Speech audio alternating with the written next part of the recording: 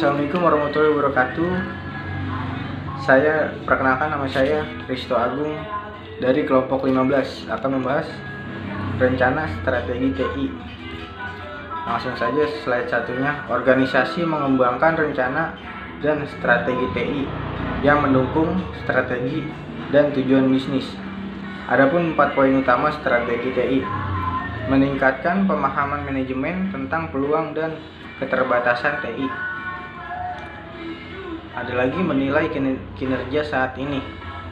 Yang ketiga, identifikasi kapasitas dan kebutuhan sumber daya manusia.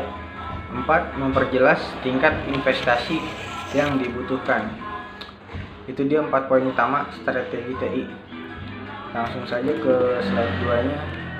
Strategi TI memandu keputusan investasi dan memandu keputusan tentang bagaimana SI akan dikembangkan, diperoleh, atau diterapkan. Strategi TI dapat dibagi menjadi 2 kategori besar. Yang pertama, in-house development, yaitu pengembangan internal terjadi ketika sistem dikembangkan atau pekerjaan TI lainnya dilakukan secara internal. Kemungkinan dengan bantuan perusahaan, konsultan, atau vendor. Biasanya TI yang memberikan keunggulan kompetitif atau yang berisi data kepemilikan atau rahasia dikembangkan dan dikelola oleh fungsi TI internal milik organisasi.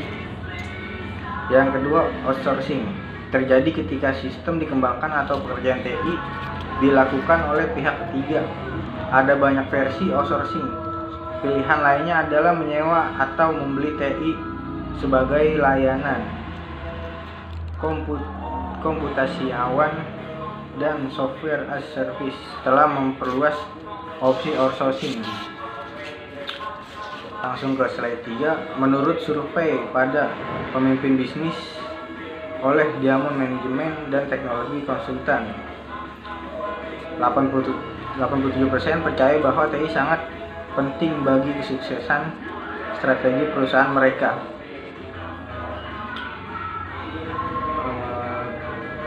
Untuk mencapai kesuksesan itu, temuan kunci lainnya dari studi Diamond adalah sebagai berikut.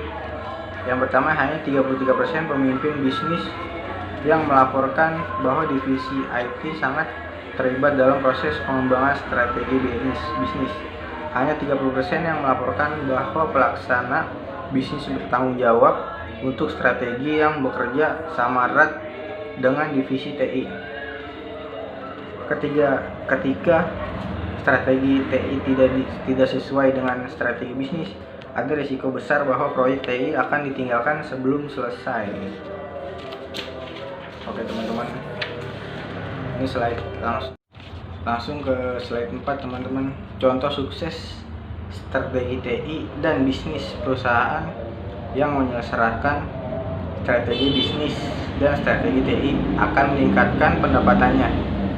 Berikut 2 contoh kasusnya. Sebuah perusahaan asuransi properti dan kecelakaan. Penjualan pada pelanggan baru meningkatkan sebesar 75% setelah mengimplementasikan perangkat lunak baru. Yang kedua, meluncurkan proyek master data manajemen untuk menyederhanakan dan menyelaraskan proses bisnis globalnya dan memungkinkan kemampuan informasi perusahaan yang strategis. Di sini saya akan melanjutkan presentasi yang telah dijelaskan sama Risto.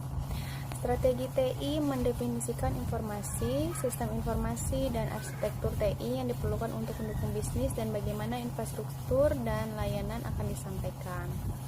Sedangkan penyelarasan TI bisnis mengacu pada sejauh mana divisi TI memahami prioritas bisnis dan menggunakan sumber dayanya, mengejar proyek, dan memberikan informasi yang konsisten dengan prioritas ini. Perusahaan dan tata kelola TI. Tata kelola TI adalah cara utama para pemangku kepentingan dapat memastikan bahwa investasi dalam TI menciptakan nilai bisnis dan berkontribusi untuk memenuhi tujuan bisnis. Penyelarasan strategi TI dengan bisnis ini menantang namun penting. Program tata kelola TI melangkah lebih jauh dan bertujuan untuk meningkatkan kinerja TI, memberikan nilai bisnis yang optimal, dan memastikan kepatuhan terhadap peraturan, menurut Smallwood RF 2019. Di sini ada agar TI dapat memberikan nilai penuh, ada 3 tujuan harus dipenuhi, yaitu yang pertama, TI harus sepenuhnya selaras dengan strategi dan arah bisnis. Yang kedua, risiko utama harus diidentifikasi dan dikendalikan. Yang ketiga, kepatuhan terhadap hukum, aturan industri, dan badan pengatur harus ditunjukkan. Hal-hal yang mendorong kebutuhan akan tata kelola TI. Yang pertama, akuntabilitas tidak memadai secara umum dan tidak cukupnya kepemilikan bersama serta kejelasan tanggung jawab untuk layanan dan proyek TI. Yang kedua, ada kemungkinan pelebaran kesenjangan antara apa yang menurut Departemen TI dibutuhkan oleh bisnis dan apa yang menurut bisnis dapat diberikan oleh Departemen TI. Yang ketiga, organisasi perlu mendapatkan pemahaman yang lebih baik tentang nilai yang dapat diberikan oleh TI baik secara internal maupun dari pemasok internal. 4. Manajemen puncak ingin memahami bagaimana kinerja organisasi TI dibandingkan dengan organisasi TI pada kelompok sejenis. Yang kelima, manajemen perlu memahami apakah infrastruktur yang menopang TI hari ini dan masa depan atau teknologi, orang, proses mampu mendukung kebutuhan bisnis yang diharapkan. Yang keenam, karena organisasi semakin mengandalkan TI, manajemen perlu lebih sadar akan resiko TI yang kritis dan apakah resiko tersebut telah dikelola dengan baik. Ruang lingkup tata kelola TI. Tata kelola TI mencakup manajemen dan kontrol TI di 5 bidang utama. Yang pertama, support the strategy, memberikan arahan strategis TI dan penyelarasan TI dan bisnis. Yang kedua, delivers value, menegaskan bahwa TI atau organisasi bisnis dirancang untuk memperoleh nilai bisnis maksimum dari TI, mengawasi pengiriman nilai oleh TI ke bisnis dan menilai ROI. Ketiga, risk management, mengonfirmasikan bahwa proses dilakukan dengan benar dan memastikan bahwa risiko telah dikelola secara memadai termasuk penilaian risiko investasi TI. Yang keempat, resource management, memberikan arahan tingkat tinggi untuk sumber dan penggunaan sumber daya TI, mengawasi penandaan TI di tingkat perusahaan, memastikan bahwa ada kapabilitas dan infrastruktur TI yang memadai untuk mendukung kebutuhan bisnis saat ini.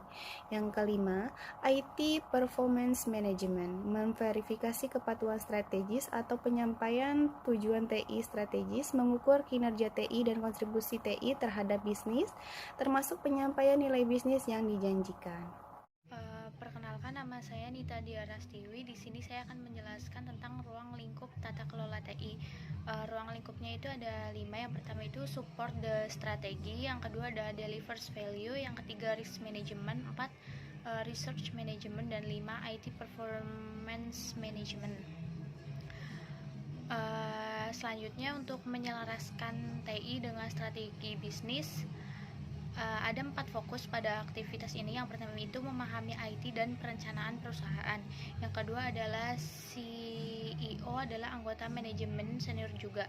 Kunci untuk mencapai penyelarasan TI bisnis adalah agar CEO mendapatkan pengaruh strategis. Yang ketiga ada budaya bersama dan komunikasi yang baik.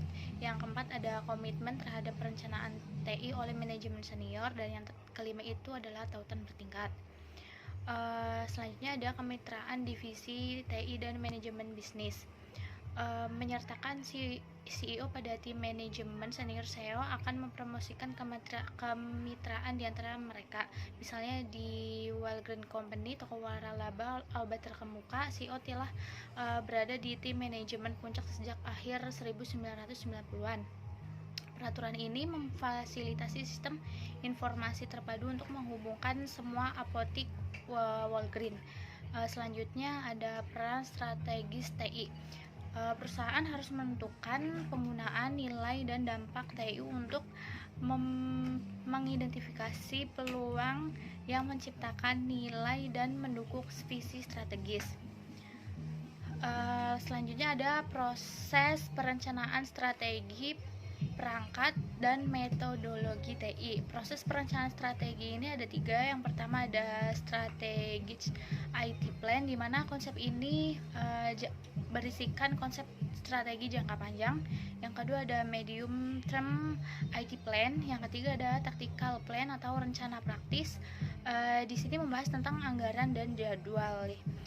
Proses perencanaan strategi ini ada perangkat dan metodologinya. Metodologi dan perangkatnya itu ada 2. Yang pertama itu balance score atau BSC. Ini mengubah data keuangan dan non keuangan. Yang kedua ada critical success factor CSFS. Ini tentang mengidentifikasi kebutuhan informasi manajer.